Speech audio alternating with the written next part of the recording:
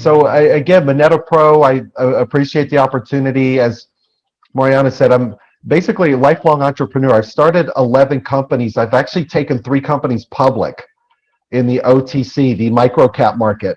So to me, tokens and cryptocurrencies to me have never been about currencies. They're glorified penny stocks. They're basically a tradable token or an asset. And we built MonetaPro with an equity round and a token round. And I fly to Barcelona tomorrow to close our 3rd round. So we're closing another 8 million tomorrow on the enterprise side. But pretty quick, I'm going to fly through this. It's a lot of big graphics, does really well. MonetaPro Enterprise Platform. We're enterprise SaaS, supply chain fintech. We sort of fit in these different areas.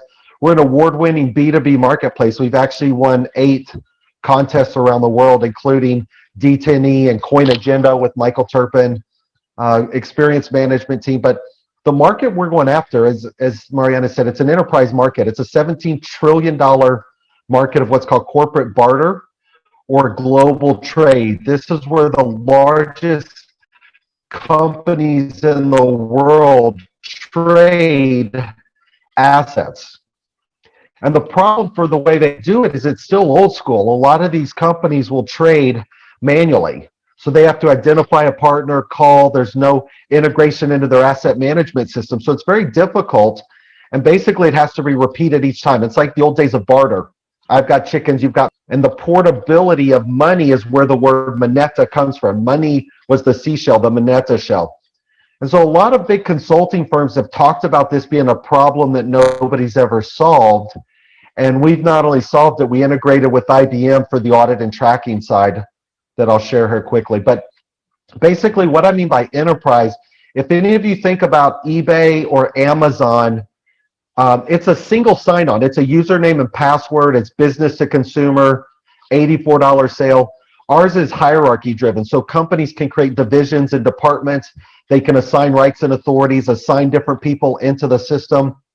The companies can add products in and they have their own landing page. So now they can customize their own marketplace within our system and put up specials, things they want to get rid of. They can manage all of their assets that they've loaded in. So it's a screen for asset management. And then once they sell, our system not only does cash settlement, and that may not sound that big of a deal, but if you think about eBay or Amazon, if you sell a computer for $1,000, eBay or Amazon's great. If you're trying to sell $10 million of computers, eBay, Amazon, and Alibaba aren't set up for that B2B level transaction. So we not only do cash settlement, ACH, bank to bank, but we do something really unique. We built in our own proprietary trade credit. It's basically a global currency, but if you call it that, people think the wrong thing. This isn't a blockchain credit. It's not a token. The easiest way to explain it is imagine if you sold a computer in eBay and eBay gave you $1,000 store credit. That credit could only be used in eBay. It's called a closed loop system. It equals $1. It can't be stolen. It doesn't fluctuate. It's not blockchain. But as importantly, you could spend that $1,000 anywhere within eBay. Now you don't care if the seller is in China or Zimbabwe or Venezuela. You're spending $1,000 of credit. When you move that into the B2B world, big companies have difficulty. It's hard for the US to do business in China or with a Zimbabwe or a Kenya or Venezuela because of fluctuating currencies. We built our own stable internal currency basically to allow these big B2B transactions. And now what we create is what's called a multi-party closed loop system. So we've built a platform where companies can list goods rather than one-to-one, sell them, receive this trade credit, and use that credit to then go buy assets from other people within the market. Again, in the fintech world, it's called a closed loop multi-party platform. We did some unique things with blockchain and IBM. People ask me, are you a blockchain company? And I joke, we're no more blockchain company than any one of you might be a company to get a website. Blockchain to me is just a tool and part of our component. And so what we've done is, again, if any of you use eBay or Amazon and you click order history, you see on the screen a history of things you bought or sold. We integrate our order history, we write it into IBM Hyperledger, and then we integrate that into SAP and Oracle, which are these big accounting modules.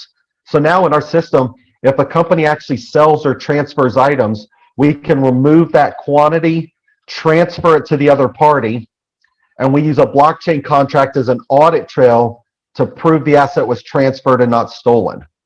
So we're using blockchain in the undercarriage as an enterprise solution. We're actually the first company in the world that integrated at it's technically called the DLT, the Enterprise Distributed Ledger side of blockchain.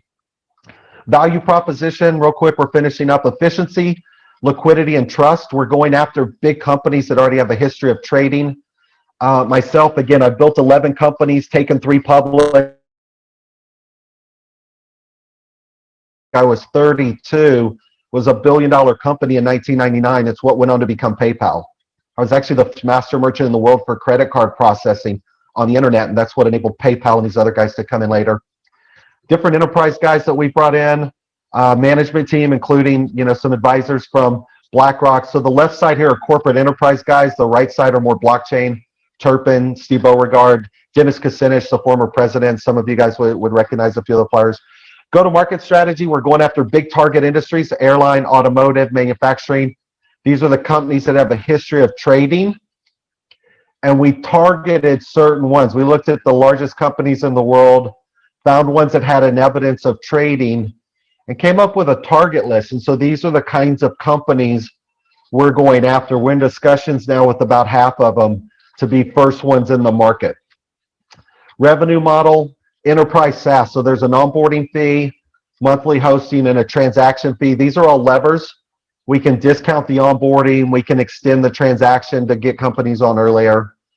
Private label, we did some stuff with COVID. So the same marketplace of MonetaPro, we put a different label on for COVID. A bunch of milestones with conversations. We signed a deal with Artis, a trade group out of Dallas. We brought in Shepard Mullen, James Gatto, who runs Shepard Mullen's global blockchain for our patent filings. As an enterprise platform, we think we have multiple exit opportunities. Everything from SAP to Amazon and Alibaba that might want a B2B platform instead of B2C. So we've got an arc.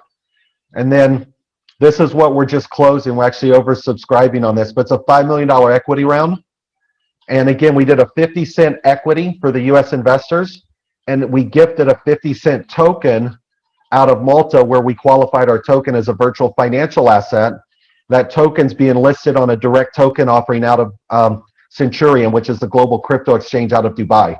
So I actually, Marianne, ended up splitting the offering. Very cool. It's equity for US investors, a token grant in Malta. The US investor now doesn't take possession of the token, so there's no liability.